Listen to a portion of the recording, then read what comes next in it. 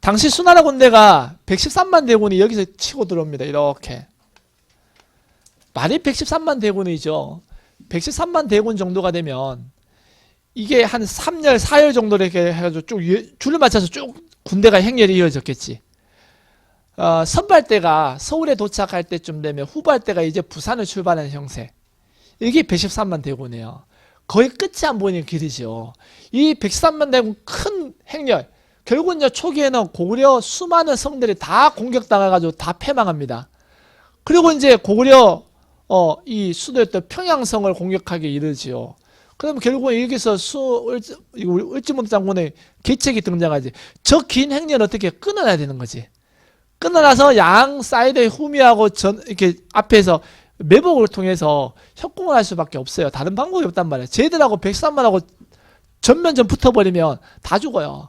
그래서 을지문덕이 수나라 장군 우중문에게 시를 띄우죠. 그 시간을 벌기 시작합니다. 그게 이제 유명한 을지문덕 장군 오원시예요. 오원시. 그대의 신기한 계략은 하늘 이치를 다했고 그대의 이미 공은 이미 높은 줄 아니까 그만 만족하는 줄 알고 여기서 그만두기를 바란다는 얘기지. 결국은 너 여기서 거기서 더 한 발자국 더 뛰면 나한테 뒤진다는 얘기예요. 그래서 주고받고 펜팔을 주고받아 이렇게. 그래서 그때를 노려가지고 이 살수였던 청천강 상류댐을 막고 있었죠. 그리고 얘들은 쪽으로 결국 안쪽으로 더 유인하기 위한 거지. 얘들이 고구려 심장부로 들어온다는 얘기는 거의 수나라도 113만 대군은 상당히 위험 요소였다는 거죠. 자기들 고구려 심장부로 딱 들어갔다는 얘기는 거의 전쟁에서 어떻게 돼? 승부수를 띄우는 거야. 왜냐? 이 북쪽성은 다 정벌했지만 결국 수도 정벌해야 되거든. 그러면 깊숙이 들어가게 되면은 수나라 군대도 상당히 어떻게 부담이 있었죠. 그래서 머뭇거리고 있는 그 상황에서 을지문덕의 어떤 계책이 등장하고요. 그래서 물을 막아요. 결국 우중문이요. 열받아서 치고 들어옵니다. 그래 한번 해보자 이거지. 그래서 청천강을 건널 때 어떻게 마른 청천강을 건널 때 위에서 댐을 폭파시키죠. 그래서 물로 그냥 쓸어버리는 거지. 그래서 수많은 수나라 군대가 황해바다 쓸려가서 꽃게의 뭐가 됐다고요? 먹이가 됐다고. 그래서 황해도 서해안산 꽃게가 그래서 맛이 있어요. 짱깨들과 뜯어먹었죠. 여기서 줄을 끊어놓고 뒤에서 우왕좌왕하는 얘들을 매복을 통해서 아주 박살내버립니다. 이것이 바로 을지문덕을 살수됐죠. 살아 도망간 자가 수천 명에 불과해요. 113만이 넘어왔다가 수천 명이 살아 도망갔다. 이건 수나라 군대의 전멸이라고 보시면 돼. 그래서 이것을 계기로 수나라가 멸망하게 된 큰 원인입니다. 수나라 멸망 원인은 두 가지로 요약될 수 있는데 자기 나라 내에서 토목공사를 했어요. 무리한 토목공사. 운하를 파고 있었어. 강북과 강남을 연결하는 대운하 건설과 무리한 토목공사를 백성들을 부역에 동원시켰고요. 또 하나 대외 정책에서 살수대첩을 경폐하면서 수나라가 결정적으로 망하는 원인입니다. 그래서 수나라가 중국 대륙을 통일한 지 30년 만에 결국 멸망을 하게 돼요. 그리고 수를 이어서 중국은 당나라가 들어서게 됩니다. 그럼 당연히 수나라에서 당나라도 고구려 침략을 해올 거란 말이에요. 그래서 당시 고구려는 당의 침입에 대비하기 위해서 요동반도 쪽에다가 무슨 장성, 천리장성을 이렇게 만들어놔요. 그래서 수나라 침략 이후에 당의 침략을 대비해서 천리장성을 축적하기 시작합니다. 이것이 고구려의 전략이었다고 보시면 되고요. 그 당시에 고구려 집권 세력이 대망리지 수상이었던 영개소문이 고구려 집권 세력입니다. 물론 위에 왕이 있었지만 실질적으로 망리지가 거의 실권을 장악하고 있었던 시기였고 이 영개소문은 대당 강경책을 펴니다. 즉 당나라에 대해서 적대관계 취한단 말이에요. 왜? 고구려의 이상은 어디? 중국 통일이었거든요. 그 중국을 정벌하기 위해서는 당과는 적대관계였단 말이에요. 그래서 언젠가 저 당이 쳐들어올 거라는 얘기죠. 근데 당나라는 앞에 자기 선대 왕조였던 수나라가 어찌 멸망했는지 충분히 알고 있었죠. 무리한 해외 원정이었다. 그래서 당나라는요 철저하게 고구려 원정을 준비합니다. 오랫동안 준비를 거쳐서 당태종이 군사를 끌고 쳐들어와요. 그 전투가 바로 안성 전투였다.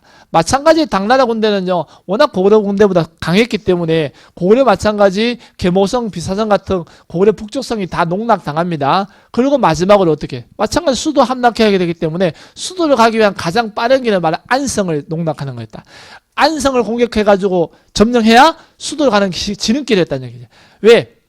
당나라 입장에서는 고구려와의 전쟁은 원정길이었죠. 원정. 전쟁을 하러 온 거야. 그러면 하러 온 입장에서는 빨리 전쟁을 끝내줘야 돼. 근데 지금 고려의 필요 없는 북쪽성만 계속적으로 점령하고 있고 실제적으로 핵심적인 성을 공략을 못하고 있죠. 그래서 당태종은요, 특별히 30만 별동대를 끌고요, 안성을 직접 쳐들어옵니다. 그 안성을 쳐가지고 무너뜨려야만 바로 평양성으로 들어가는 지름길을 했기 때문이죠. 그래서 당태종은 안성을 30만 최정예 부대를 끌고 직접 군사를 끌고 쳐들어와요. 그래서 이 안시성의 성주가 누구였다? 우리 만춘 형님이죠. 만춘 형님의 활동인데, 근데 당시에 양만춘의 활약은 양시 족보에 나오는 거야. 그럼 분명히 이 안성 전투는 영계소문이 양만춘을 지원했을 가능성이 커요. 영계소문은 전쟁에서 거의 뭐 이순신 장군급이라고 보시면 돼요. 당시 고려에서는 뭐. 조선에 비교해 보면. 그래서 여기 당태종이 막 30만 대군이에요. 30만 대군도 어마어마한 대군이거든요. 당나라 안성을 지키는 우리 군대는 5천여 명에서 6천여 명밖에 안 돼요. 근데 30만 대군이잖아. 끝도 없이 물밑듯이 딱 밀려가지고 성문을 열으래. 우리 만춘형이 열어줄까요? 침 뱉어버리겠지. 허접새끼라고 꺼지라고. 그죠? 우리가 어떻게 짱깨들한테 성문을 열어줄 거냐? 네가 치고 올라와 봐라 그러지. 그래서 어떻게 돼? 이따만한 성문을 뽀셨는 이렇게 무기가 있죠. 이래가지고 성문을 박살내죠. 그러니까 고려군사들이 어떻게 성문을 박살내니까 어떻게 다시 몸으로 막아버리는 거예요. 만약 몸으로 막았다가 다시 성문 새로 딱 만들어버리고 또 부셔버리니까 다시 몸으로 막아버리고. 일명 이걸 전문적인 용어로 저글링 러시, 개떼 러시라고 부르기도 합니다. 그래서 막 고려군사들이 막 성문을 막 막아버리니까 도저히 이쪽 정면 돌파는 불가능한 거야. 어떻게? 사대를 올리는 거지. 그래서 막 타고 올라가는 거지. 타고 올라가서 성 안으로 진입해야 되겠다. 그러니까 우리 만춘 형님이 여기다 이따만한 가마솥에다 기름을 펄펄 끓이죠. 그래서 올라오는 당나라 군대에다 이렇게 부어주잖아요. 그래서 튀김돼서 막 떨어지겠지 막.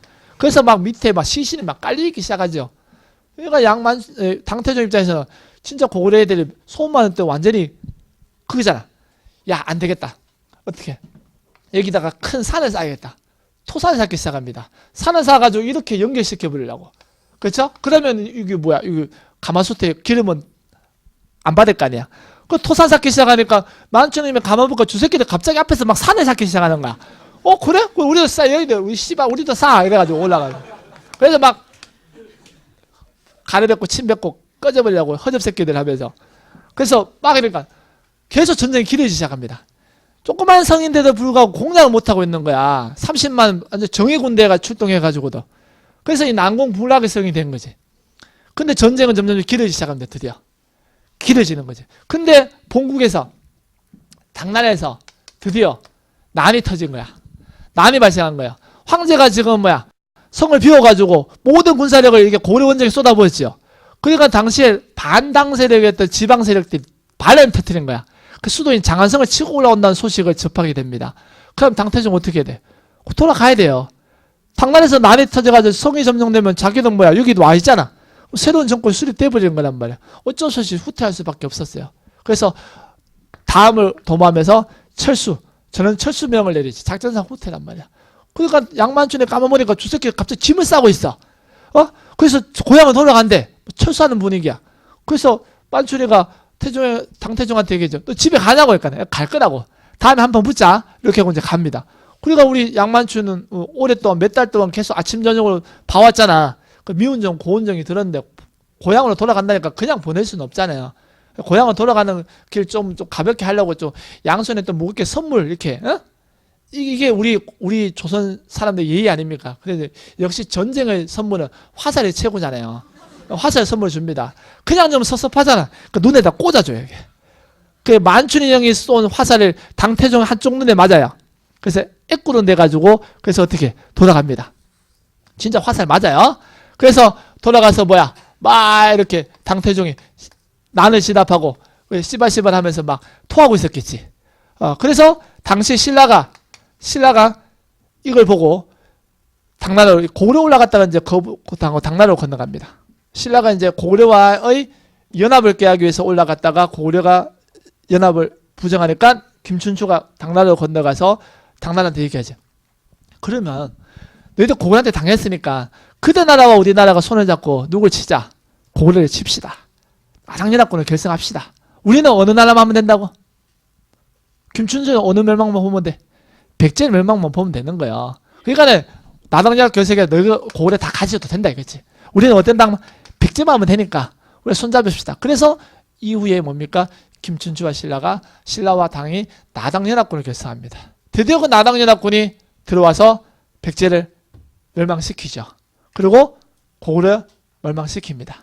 그리고 이제 당나라 군대가 한반도 전체에다가 당나라 군대 주둔시키는 당나라가 도읍을 설치해버립니다. 그러면서 다시 신라와 당의 일전을 벌이게 돼요. 그것이 나당 전쟁이 또 터집니다. 그러고 나서 이제 신라가 삼국통일을 이룩하게 되는 겁니다.